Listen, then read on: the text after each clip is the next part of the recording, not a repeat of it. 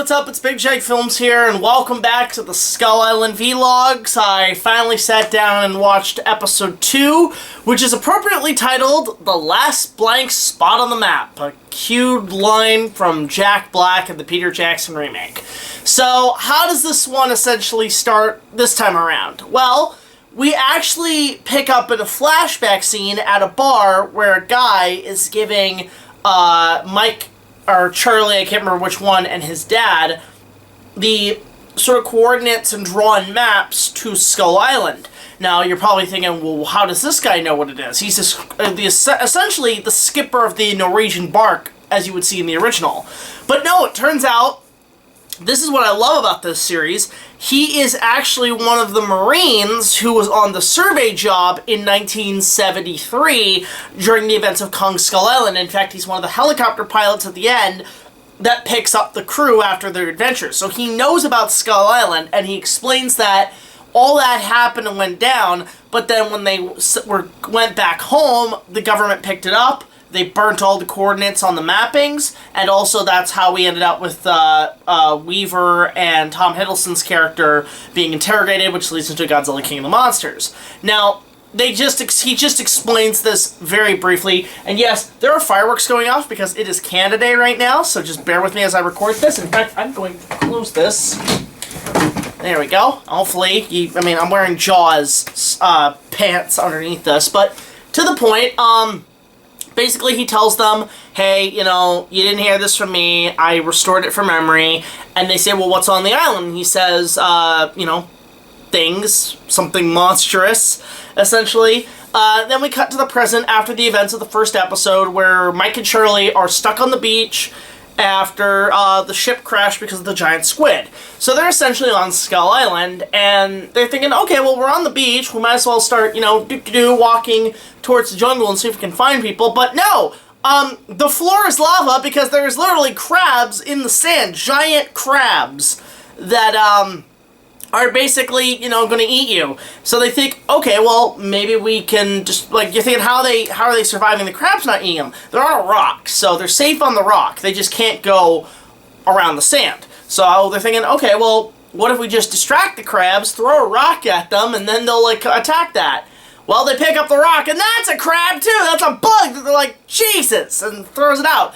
Great creative decisions. I like the fact that even the simplest tools are something that can kill you on this island. This island will literally eat you alive. Everything's alive. It's a really cool idea and concept. Meanwhile, we discover the dad's alive, and he is going around this sort of area of Skull Island, and he comes across this bug, giant bug, that looks like, those crystal rocks. It's basically looks like a rock, it flips up to be a bug, but it's those crystals, like those purple crystals where you open up a rock and there's those minerals and stuff. Really cool concept. And then I think somebody shoots the bug, but then the bug eats him. And then we have this female character who shows up, and the dad chases after him and says, hey, where'd you come from? And there's a lot of complications about who's who and what's what. So they go trek through to find a place to crash around the island where they feel safe. And also coming across a cool little turtle monster thing, which looks like a dinosaur, which is really cool. And what I love is, too, because this takes place about 20 years after Kong Skull Island, we set up that this actually takes place essentially in the 90s. So this is essentially the closest we get to Kong 96. And as an anime, I'm all good with that. Meanwhile, Charlie and Mike are still struggling to get away from the crabs, but then the girl who is on the ship, Annie, throws a spear at the crabs and says, just kill them with the spear. Which, they both do fight an attempt, and they think, well, we can just eat the crabs, too, because, hey, free seafood meal. I would be the same. And as they're killing the creatures and stuff, they hear the sound of Kong's roar. Finally, in the second episode, we hear him, we don't see him. So, I think that's pretty cool that they're already starting to tease the presence of Kong on the island. So they escape the crabs, and they're going through the jungle with Annie. Annie disappears, and then, 2 Marines show up with machine guns and have the 2 boys cornered. Same thing happens with the dad and the girl. They're cornered by 2 Marines. So a lot of stuff's going on this island. You're like, who the hell are these guys? And as the 2 Marines are interrogating Charlie and Mike, Annie comes back and whistles for something to come forward, and it's this creature, this sort of lion bulldog creature that grabs her, that kills the two Marines, grabs her by the arm and whisks her away, and that's how the episode ends. So this time I actually did this a rewatch, because I did watch it twice now. I'm doing it just to kind of recap. And in terms of the second episode, I did watch the English dub just for shits and giggles, so both it and the Japanese dub are pretty good. This episode, I'll admit, it is cool that we are now establishing Skull Island. So the first chapter was on the boat, the second chapter is on Skull Island. At this point, after this though, we should start getting Kong. We should start getting more of, like, about Skull Island rather than just random attacks, slow, and you know, some slow paces with the creatures and Marines and stuff. Like, it's a good setup to get everything going for a second episode. But yeah, now after this, we have to focus on Kong.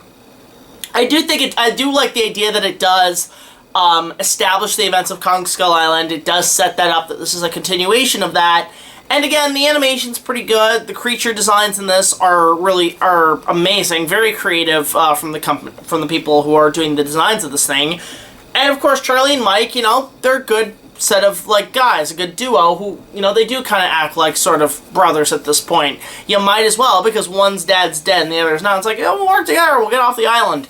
But overall, you know what? This episode was okay. I think the first episode had some, like, a strong beginning, and then this one was just, okay, we're on the island, we get to know what the hell's going on, we're not jumping into Kong right away, but it's nice to see that it's a slow pace, but I'm getting into it. This is about a 6 or a 5 out of 10. It's a solid episode, and, it's okay. It's just cool to see the creatures and reestablish, Skull Island for a new set of viewers who may or never heard of the stories of King Kong. So let me know your thoughts on episode 2, Last Blank Spot on the Map, in the comments below. Don't forget to support our Patreon. Just $1 more will get you early access to all of our contests with our special features. And tune in next time when we take a look at the 3rd episode. I have no idea what's going to happen, but we'll have to see where it goes from here. I'm so far enjoying this show. So until the next video, like, comment, subscribe. I'll see you guys later. This is BigJackFilms signing off saying, if you're on a tropical, uncharted island filled with dinosaurs and giant monkeys,